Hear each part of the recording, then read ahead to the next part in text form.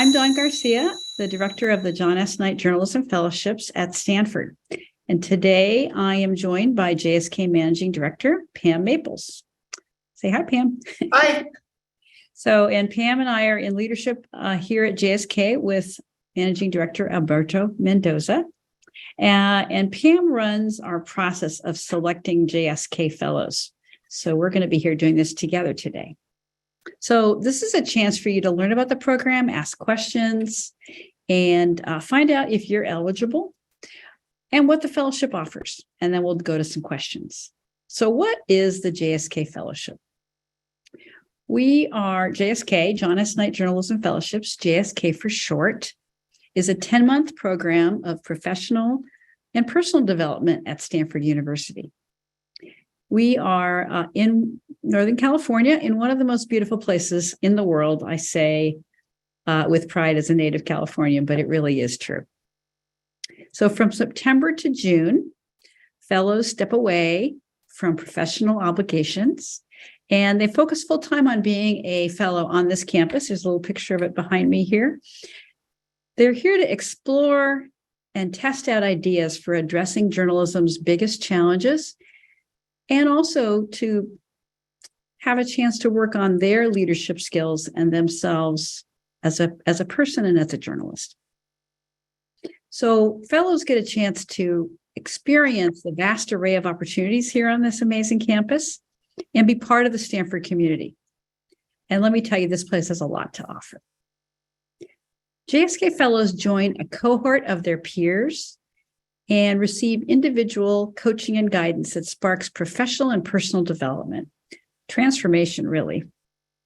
And fellows are invited to workshops that we put on, and seminars and different kinds of events on campus. You have a time and freedom to explore Stanford and the resources of this world-class university. So what are we looking for? We're looking for emerging and experienced journalism leaders who believe that the status quo in our industry is not good enough, that they want to do something about it. And we're seeking to build and develop and nurture the talents of a diverse range of people who are going to work to help journalism be better. So we focus on helping these journalism leaders succeed.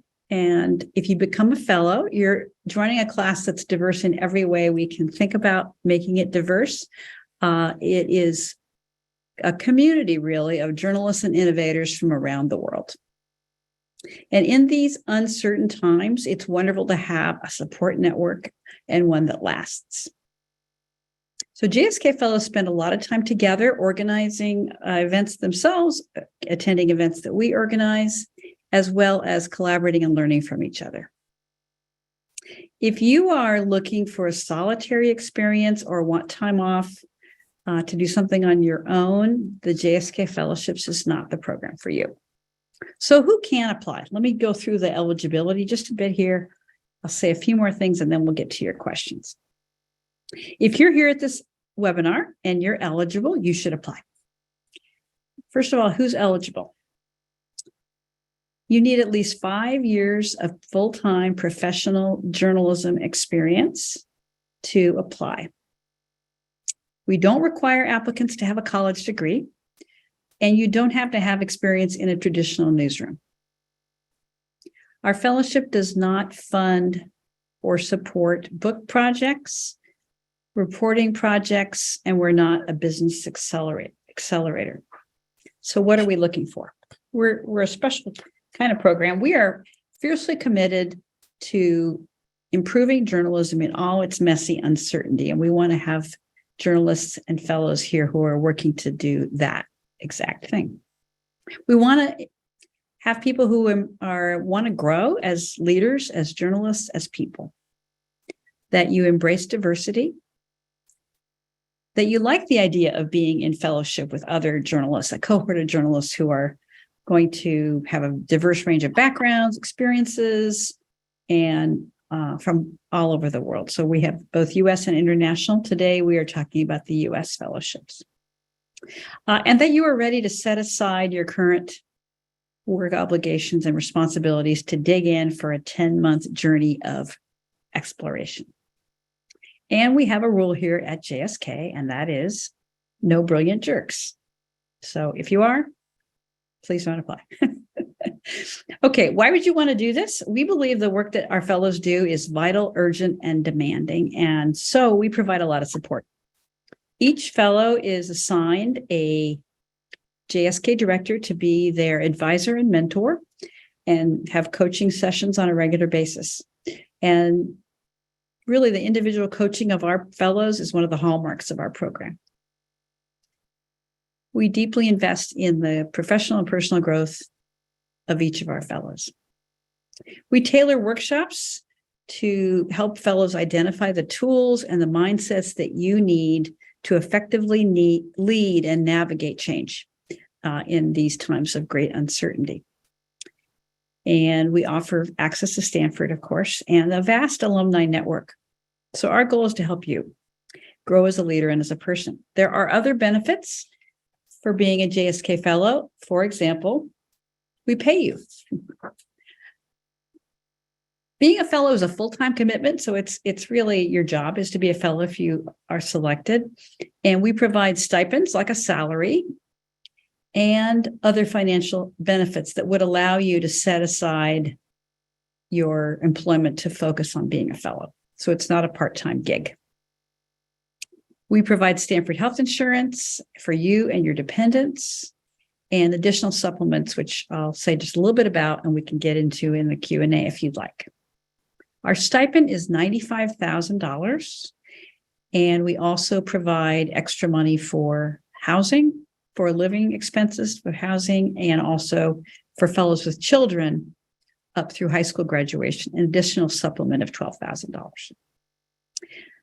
So I think we're almost done. I just want to say that one other benefit, which is I hear from fellows and alumni across the years, is just the joy of being in a cohort, sharing ideas, brainstorming tough problems, celebrating your wins together, and becoming advisors for each other and forming bonds of friendship that will last for many years to come. Okay, I think the briefing part is done. I think we're heading into the Q&A. So Pam and I can answer your questions. So please take an opportunity, if you haven't already, drop some questions into the Q&A box so that we can answer any questions you may have. Don't be shy. Okay, do we have some questions, Pam? Yeah, so here's one. One of our guests asked, I wonder if the problem to focus on during the fellowship should be about journalism or an issue in our community that we want to work on or cover. Okay, so it could be a mix. I mean, it depends, I guess, on what the question is, but we are talking about journalism and information need problems. Pam, can you think of something that somebody's done this year? I'm trying to think that would be a mix of those.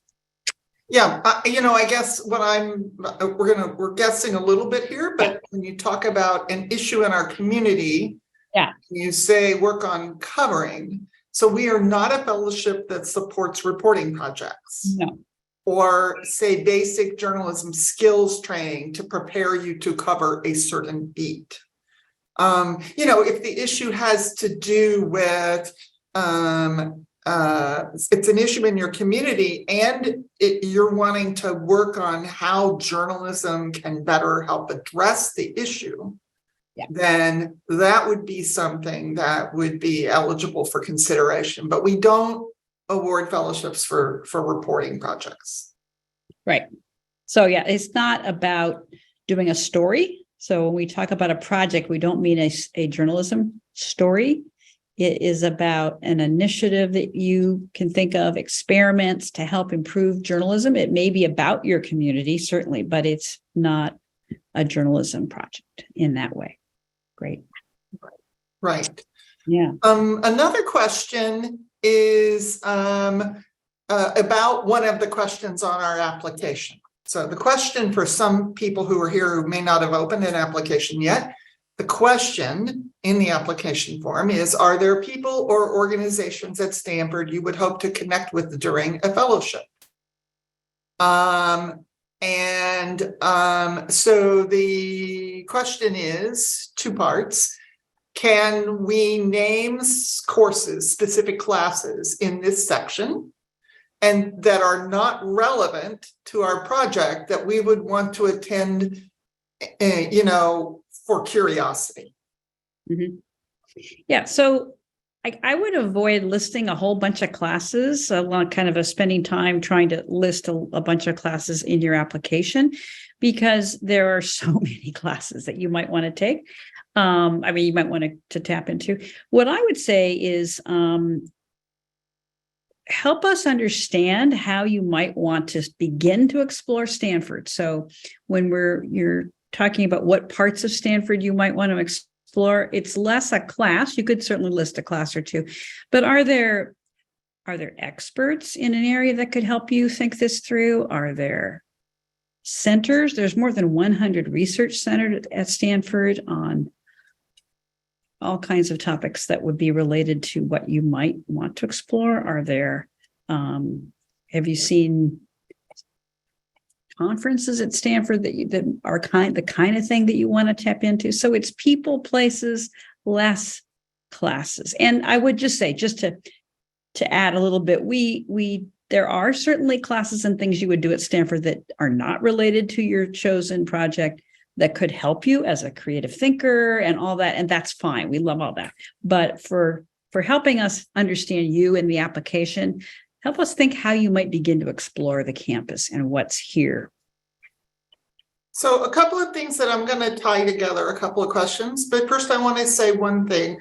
We're really focused today on the U.S. Fellowship to help people who are just getting started in thinking about or preparing applications. I see a couple of questions in the chat from international fellow candidates, because tomorrow is the deadline. I will do my best to answer those in chat so we can keep this focused on the US. So those of you who are asking those, I promise I'll get to them.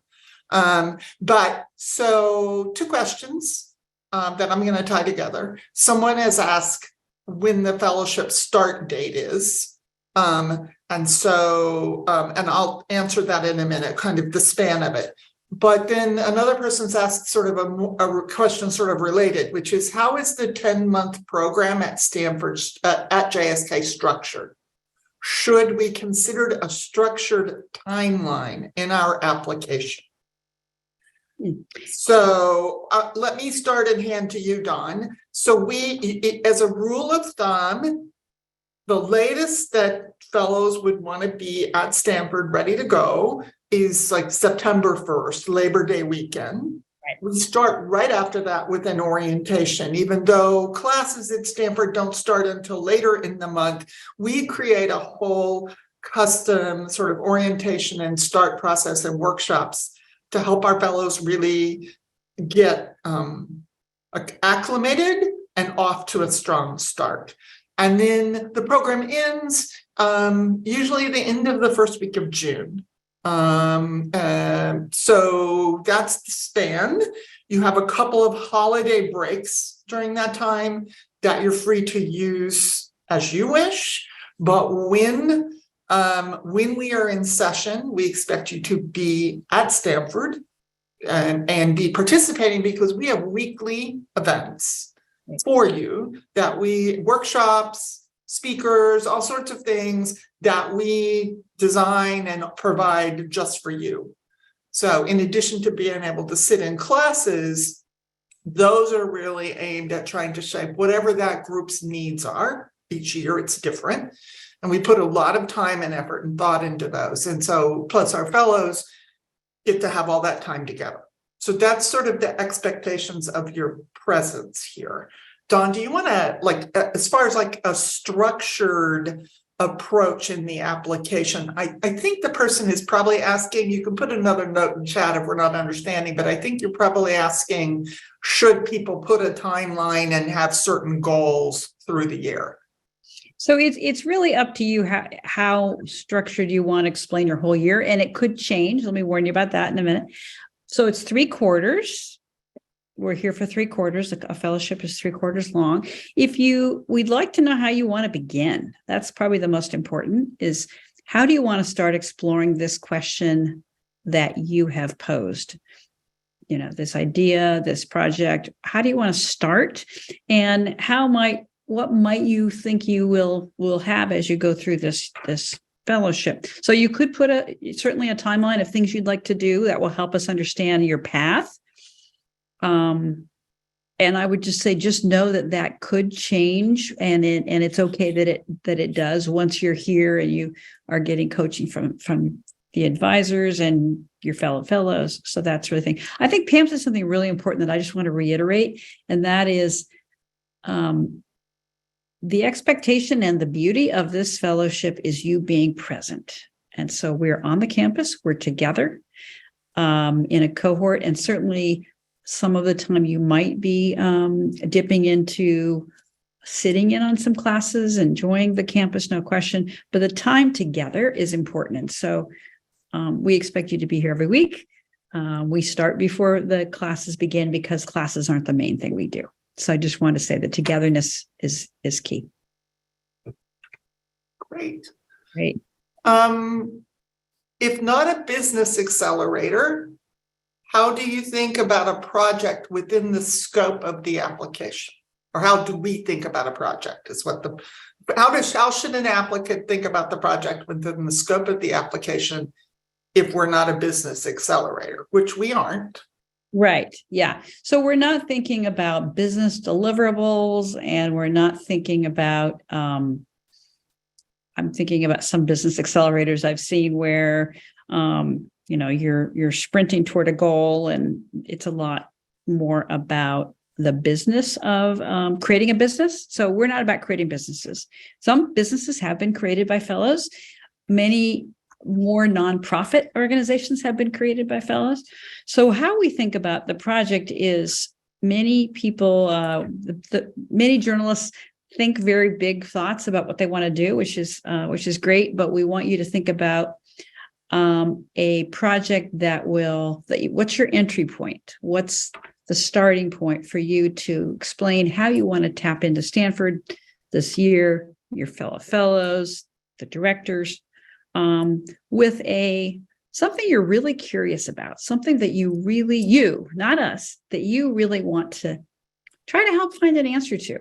So what bugs you out there about journalism that is not working?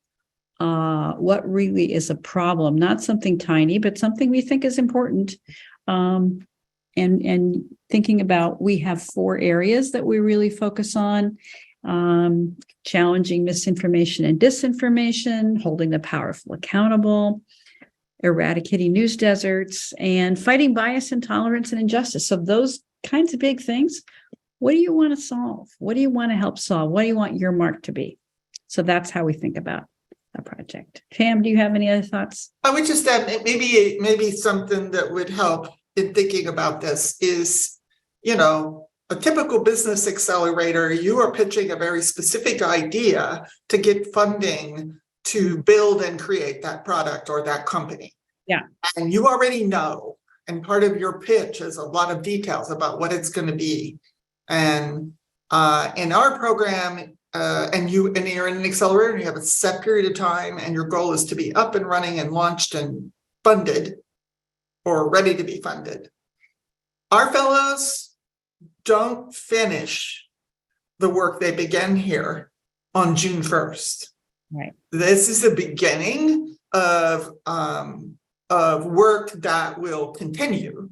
And it's often and mostly it's often, the goal is not that a fellow found a company, found an organization, build a product. Some of those things may end up happening out of the fellowship, but we really, first of all, if you already know, not like what you want to explore, but if you already feel like you know exactly what you want to do and how you want to do it, then our program is not going to be the right fit for you, because we want our fellows and we work with people who, they want to take on this problem and they have very specific, motivations and reasons and experience tied to it. They want to take, they're not going to be the only person in the world to work on it. No single person is going to solve the problems in journalism, but what they need and want the time and space. And then we provide a lot of structure and coaching, and it's about sort of exploring different ways of tackling that problem, experimenting, tiny experiments, we call them, challenging assumptions you may not even realize you have. And so it is a different stage of a process. Yeah, I think just to add to that, one of the things that many people, and journalists included, are eager to, there's a problem, you want to solve it. And so we go to that. What really, one of the beauties of the program is you have a chance in this 10-month fellowship to really interrogate the problem, to really explore what the problem is that you're thinking you want to solve, and how there might be some solutions you haven't thought about, some ways, some paths. And so you have more freedom than you would in a business accelerator. Okay. Here's a good question. You will like this one. Are photojournalists encouraged to apply? Are filmmakers welcome to the fellowship? Yes. We love visual journalists, all kinds of journalists, and I really would encourage those of you who are visual journalists to apply, to really dig in and consider the JSK Fellowships. We have had some fantastic visual journalists in our program, and we'd love more. So yes, and filmmakers, if your filmmaking is journalistic, yes. We're not a program for doing fiction films, but if it's journalistic, yes, definitely. Cool, great. So here's another question. I'm interested, among other things, in addressing the issue of news deserts, such as the death of local newspapers, the filling of coverage gaps that have occurred as a result. That said, it seems like too big of a problem to fix in 10 months. Can you provide some guidance on the proper size and scope of the problem we are interested in addressing? Yeah, so it is a big problem, and one that we really are very interested in people working to try to solve. And no, it won't all be solved in 10 months, but if you don't begin, it won't be solved at all. So I would say you think about how, is there a part of that is really of interest to you? You feel like from your personal experience, from things that you have seen in the world, this is not just, this is an idea, but you've had some experience noticing why this is a problem, and maybe you've tried to do some things to help solve this problem already. So think about how it affects you and what your experiences you're bringing to this question, and then talk about that in your application. Great. Let's see. We have a lot of questions, some really good ones. Good. I saw one so I am a U.S. applicant with a spouse and a child. I would like to know how much is allotted for health insurance. Also, does the fellowship still offer $10,000 for families, as well as an additional $12,000 for fellows with children? Is there an allotment per child or an overall for families? Okay, let's get down to the nitty gritty. I'm pulling up my numbers to make sure that I'm have all my numbers straight. Okay, so first of all, everyone gets all the fellows get a stipend of $95,000, and then because it is expensive to live here in Silicon Valley, we provide a extra housing supplement. It's not going to cover all your rent, but you've got the 95 as like a salary. So in addition, we provide $6,000 for singles, $8,000 for couples, and $10,000 for families to help you with your rent. And then fellows with children up through high school graduation, we provide an additional supplement payment of $12,000. So that is increased from what you might have read before. We also cover Stanford tuition for fellows and Stanford health insurance for fellows, spouses, and eligible children.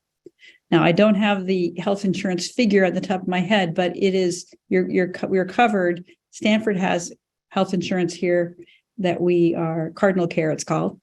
So we're covering your health insurance for you, and then your spouse and children are covered on a related program as well. So all of that. We also help fellows find rental housing near campus. We certainly want you to look as well, but if you can talk with us, we can give you some ideas on what might be, some good places to try, some resources. If we have some relationship with landlords in the area who enjoy having fellows, so we try to keep those lists current and connect with those, make those relationships continue. So we also help you with that. Great. That's a great question. Love to answer that question. All right. So we have a question. The application asks for a portfolio example. So a work sample is, I believe, how it's stated there. Yeah. If your most relevant work was consulting and private, can the applicant provide an alternative explanation of the work beyond sharing those files? Pam, why don't you take that one? Yes. And the way you should do that is on the application form, you have the option of either uploading a PDF of the work or sharing a URL, a link. Unfortunately, because of the way the software is structured, you can't do both. So what you should do, if it's a consulting work where there is something you want to show us online, a URL, upload a PDF that includes that URL and the explanation, the background that you're wanting to provide. And obviously, if what you're going to provide is not in a link, it's some sort of a copy of a report or a document or something you did in this consulting work, just add a page to that PDF that has the explanation and additional information you want to give us. Great. Good answer, Pam.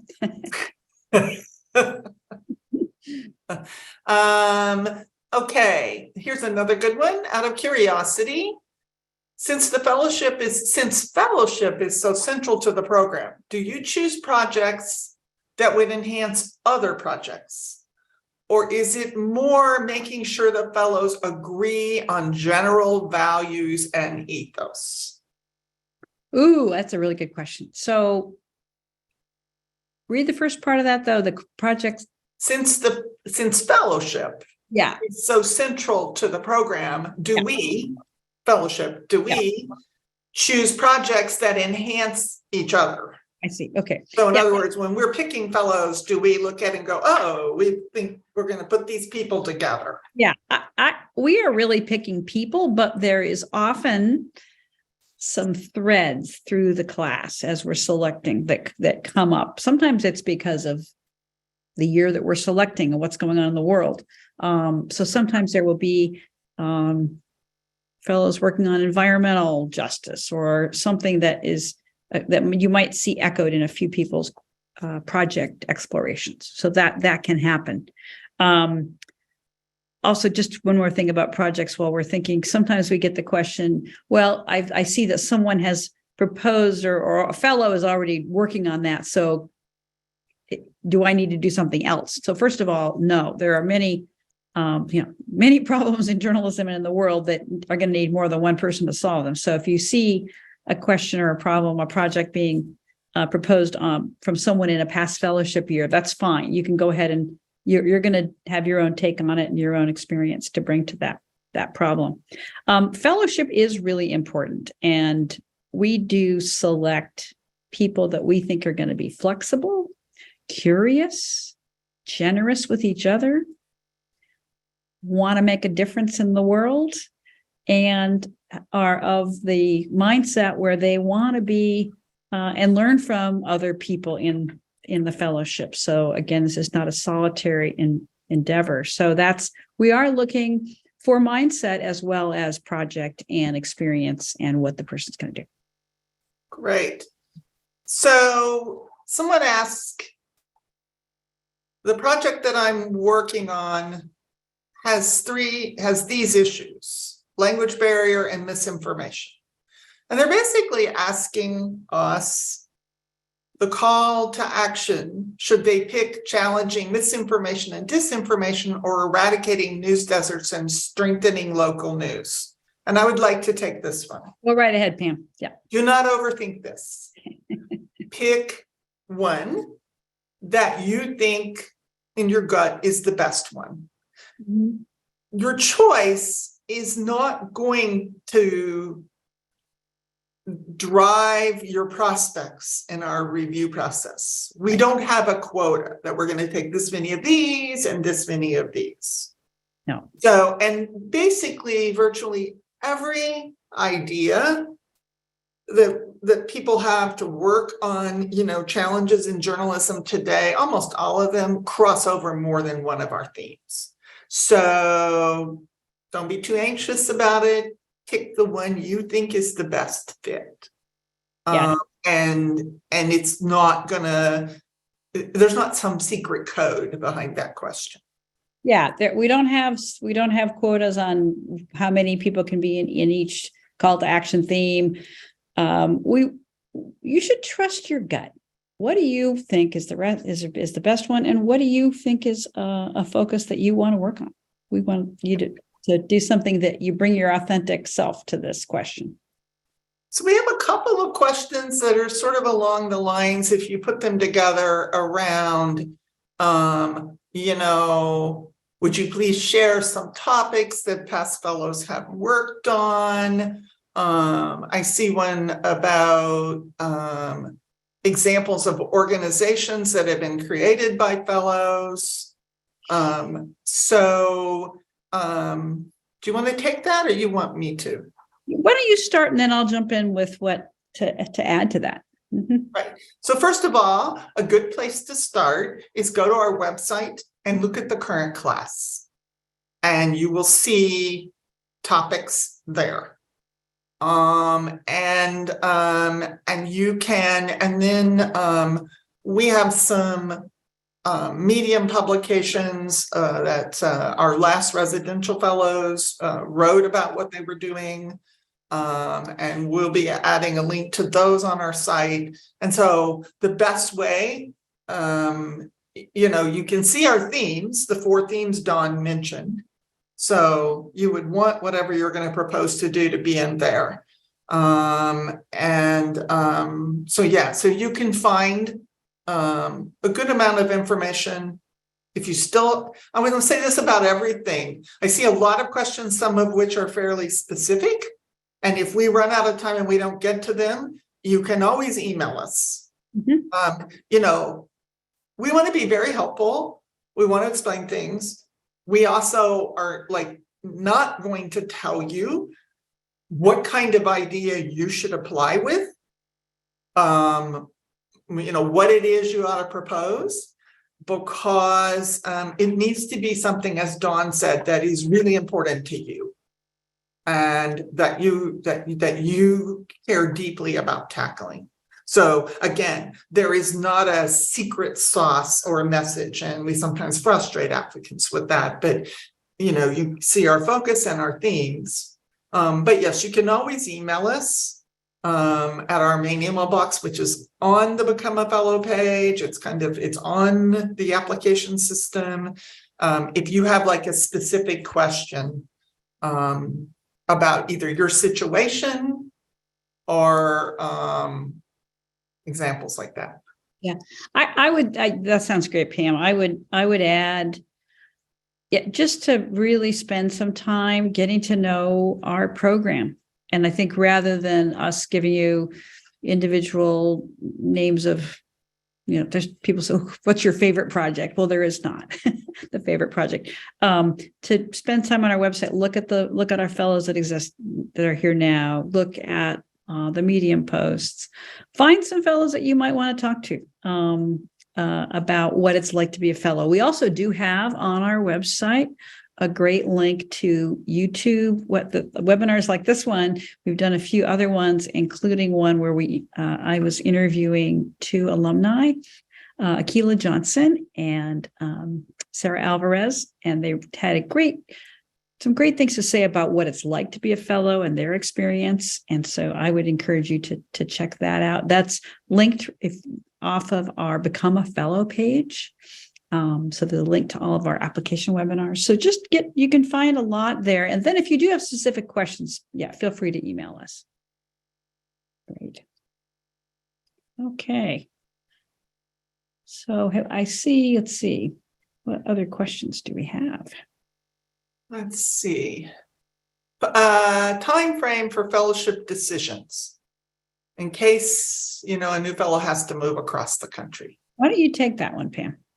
Yes, so we have and this is a good chance, I just want to briefly say we have a multi-stage review process. Mm-hmm. So it is not that like Dawn and I sit in a little room somewhere and decide who's going to be a fellow.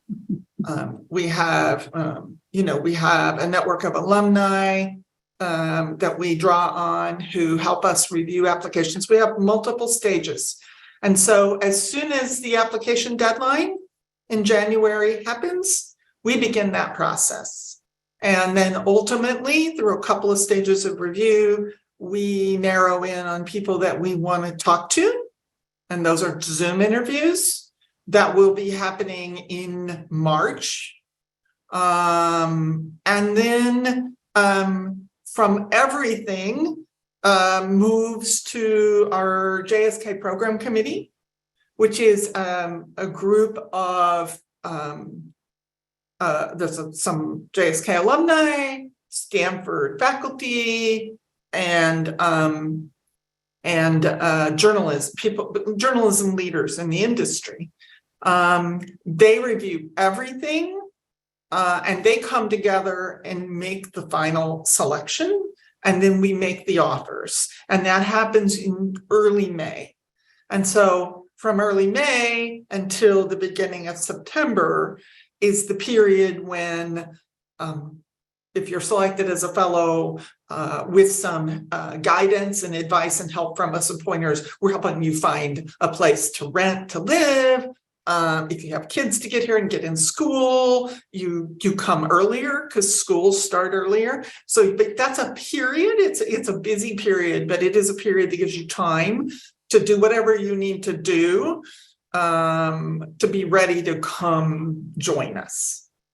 Yeah, I wanted to say that, and to add to that, our selection process is very layered and very intentional and wide-ranging in how the voices and the eyes that are on each application, and that makes for really a great class. And so there's a lot of steps to it, but it's really important, and we'll pick a great class for you that way.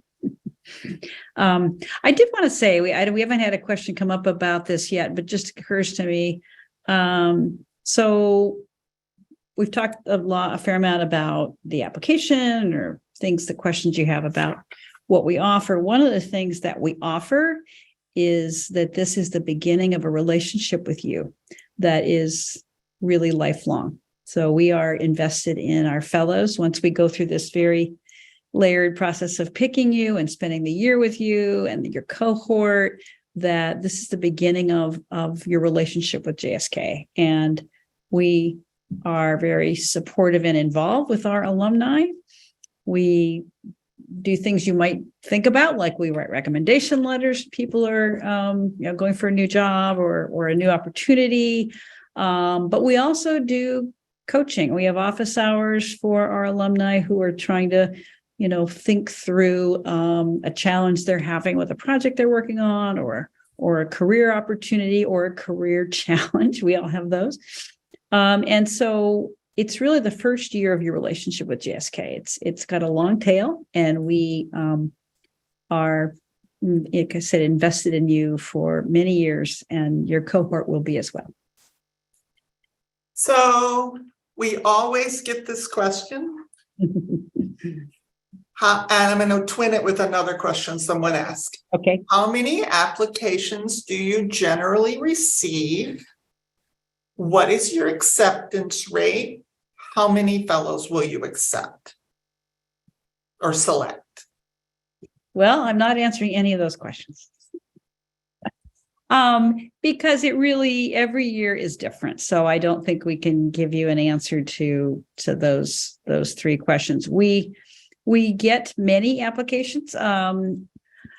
We're right now, the international fellowships applications are coming in, and so are some US, and so it's hundreds and hundreds, and probably more than 1,000. Yes. Anyway, many. And then as far as how many people we would be picking, it depends on the year, because we every year we evolve to see what makes sense for what journalism needs and what's going on in the field and in the world. So I'm not going to give a number. We're working on that right now. Yeah, great. And then let's see, there was another one. Okay. I'd like to know if freelance work and time spent doing an MA in journalism count as full-time journalism experience to fulfill the application requirements. So freelance work certainly is work, and we honor and approve of that. So that would be considered journalism experience. I mean, it depends on if you're doing the MA while you're doing freelancing, that would be fine. I would you just want to have enough experience. Part of the reason to have 5 years experience is so you can really make use of this fellowship, so that you're having some work under your belt that you can really start to think about what are some things some perspective you have on the field that so now you see problems that you think need to be solved that you could help with. So yes, freelancing is fine. It'll count. And the MA would be depending on where that fit in your career. Yeah. Right. Okay, let me look and see. A couple of things I just thought I did say a little bit, but I'll say a little more while you're looking for if there's other questions, Pam. I don't think I can say enough about that. The fellowship is a fellowship and a cohort. There are a number of other programs out there. There's many different kinds of leadership programs. Some of them are cohort experiences, but many other ones are more individual, where you're getting a degree and getting MA in something, or you're working on a project by yourself. And this is really not a solitary experience. And that's one of the joys of the fellowship. It's being in a cohort of people you're going to learn from, like I said, all around the world, different points in their career, different kinds of journalism. Yes, definitely love to have more visual journalists apply. They bring a very different mindset to our fellowship. And then being able to learn from them, not only that we meet weekly with everyone and have workshops and such, but the real the things of getting together on the weekends and to getting to know each other's families. And so the cohort experience is very important. Nobody's asked this either. I'll add one more thing that occurs to me while we're waiting to see if there's more questions. Is it is a great family experience. I've had a number of people over the years who will say, well, I've thought about applying, but, I have kids. It's like, well, good. The schools here are amazing if you have school-age children. And they are many JSK Fellows kids have become friends over the years, from kids from around the world, and have had a great fellowship year themselves. And then the spouse and the partner of the fellow is very welcomed in a number of things that we do. There are sessions that we have many weeks that spouses and partners could attend. There are some classes that are available for you to sit in on at Stanford and so you could have your own experience as a spouse or a partner. We call you a JSK affiliate, and that's the title. So you're affiliated with our program, and so you can get a chance to use Stanford and to be part of the experience. You can get your own Stanford ID card. You can swim at the pools. You can go to the library. So it's really not a experience just for the fellow. But if you have a family, it's really a much more full experience and a chance to think about and step back and think about how do you want to spend time, rekindle some of those relationships with your family that everyone working in journalism works really hard, and you miss out dinners and you miss out on weekend, sometimes your kids' softball game, whatever. It's a chance to really reconnect with your family and to do that in a really beautiful environment. So just wanted to make sure we talked about that. So here's a quick one. Okay. Someone's asking us, just so they can be sure, does an applicant for Puerto Rico count as a U.S. applicant? Yes. Yes. And let's see, what else? Let me go down through here. There's a video section in the application. What are some key points you are looking for? The 1 minute video? The 1 minute selfie video is a good chance to talk about that. I love the 1 minute selfie video. It is such a joy and so fun to see the person talking about, just a little bit of sense of the person. Really, it's just for us to get to know a sense of you and for you to just say in 1 minute, why do you want to come be a fellow? That's really what it's about. So what we're looking for is you to be you. We'd like to have you do your video so that we can see you. So, you're not in the dark. Have some good lighting so we can see your lovely face. And otherwise, it's really just no high production value besides being able to see your face. What do you want to do? Who are you? What do you want to do with your fellowship?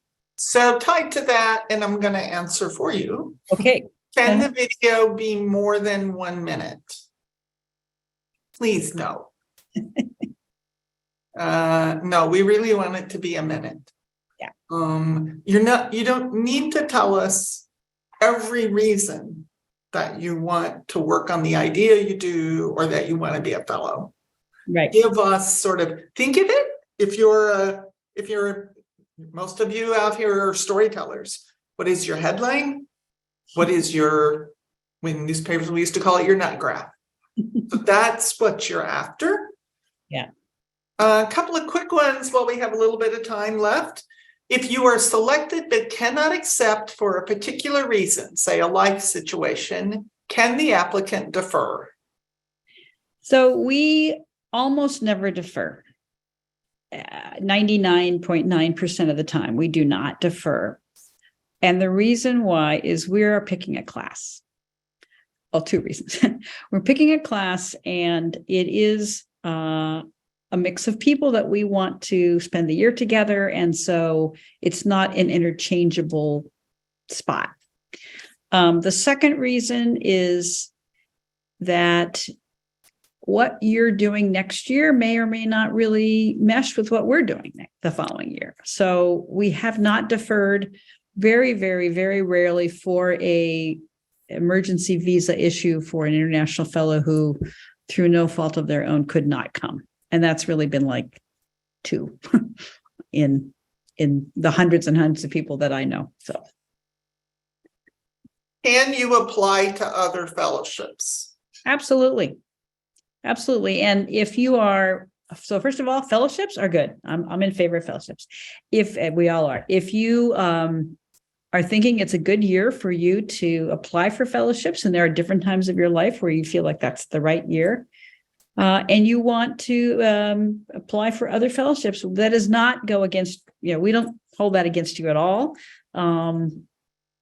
Just be sure when you apply for our fellowship that remember which one you're applying for, because occasionally people write something funny and they're applying for another one. Yes, so go ahead. Here's one I will answer, and then there's another good one here. But these are all good. Can you update your application once you have submitted?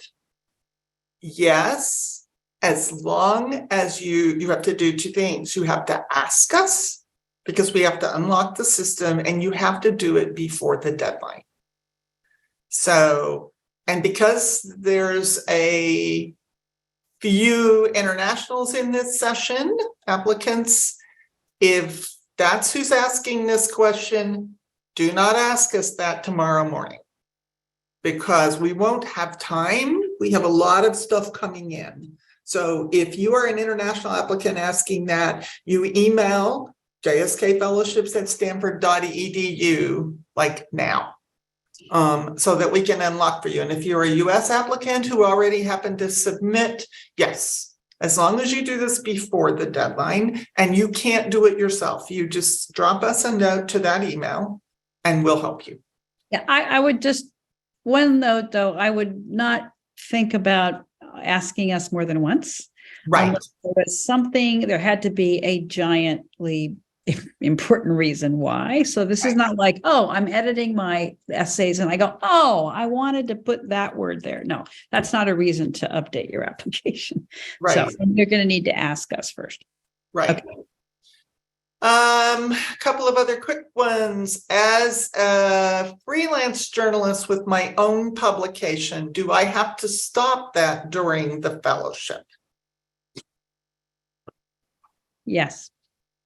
Really, it's difficult. We understand that. And we have worked with a number of people who applied and became fellows who used the year to find someone to be their backup, or maybe they're a development opportunity for somebody who could run your organization, run your show for a year, and it does really help them.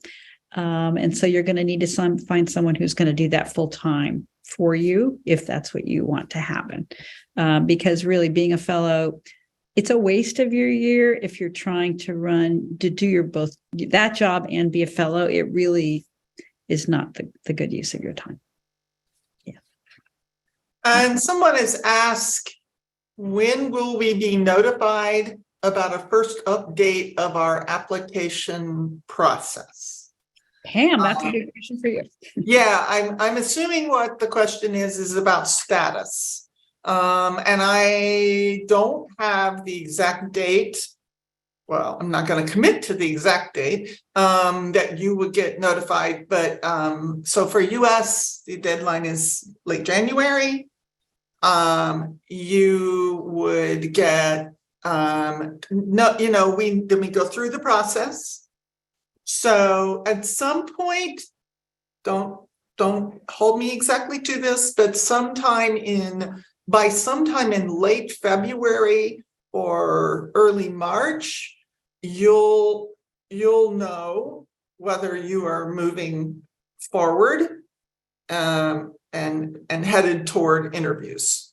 When we can let groups of people know earlier, we do, but we just don't want to overpromise. Because we want to be sure we have the time and that our alumni have the time to really give everybody a real opportunity. Right. Two things that come to mind when you say that, Pam. One is that no AI bots read our applications. This is all you're seeing a couple of the people here who read applications, and our alumni and Alberto and our program committee. So it's real people, which means it takes more time, but also we're in touch with you. We try to keep you informed what's going on. So we reach out to you at different steps of the process. So it's not like you apply and then you never hear until you're a fellow. So you're going to be notified. We got your application. We'll give you an update about when we're going to talk to you next. So we do try to keep you up to date. And if you need to know, if you're weighing some opportunity or you're trying to figure out your life, certainly you can email us and check in and ask about your status. Okay. Well, I think we are really close to having answered everything that's in the chat. Okay. So here's a kind of specific one. It could affect other people. So since we have a couple of minutes, sure. I'm not legally married to my partner of 15 years. Should couples be legally married in order to receive the additional stipends? You don't have to be married to receive the additional stipends. The one caution, no, but if you are an international fellow on this call you would need to be married to get a visa to go with, and we've made that clear on our site. If this is an international fellow asking a question or a journalist, please email us so we can tell you more. But if this is a U.S. Journalist asking the question, you bring your partner or your spouse, it's the same to us. Yeah.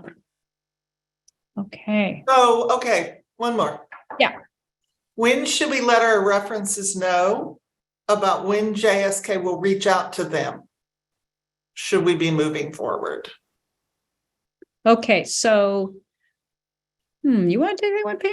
Yeah, so first of all, you could tell your references that so first of all, I would say we ask you for 3 references. We do not check every reference at the initial stage. So we don't have the capacity for that, and also why take people's time? So first of all, our alumni, like I said, they help us review, and as we begin to trim the pool and people start moving into deeper review, then we begin sometimes to contact references. We may not contact all 3 because we want 3 for multiple reasons, but one is because in case someone is unavailable, we have someone else we can talk to. And so you will not have your references being contacted, the end of January, the 1st of February. This isn't like sort of a job interview process. So more than likely they would hear from us, somewhere later in February or March. And, if you've moved that far in the process and something has happened and a reference isn't going to be available, you can let us know at that time. Don't overthink this again. So. Yeah, so that's a great question. Oh, we had some great questions today. We are almost done. It's a 1 minute till. I want to thank you all for being here with us today, for joining us at JSK. But before you go, a couple important messages. Don't miss this opportunity. Don't count yourself out. Your future self is going to thank you if you apply for this program. Visit our website. We have a lot of information. We have a detailed FAQ. We have links to our YouTube channel, interviews with our alumni who can tell you what it was like to be a JSK Fellow and how it transformed their life and their work. And follow us on social media. We have updates about the program going on. We're at JSK Stanford everywhere. And I want to thank Pam Maples and the rest of the JSK staff for being here today and supporting this fun webinar, and apply. Look forward to seeing your application soon. Thank you.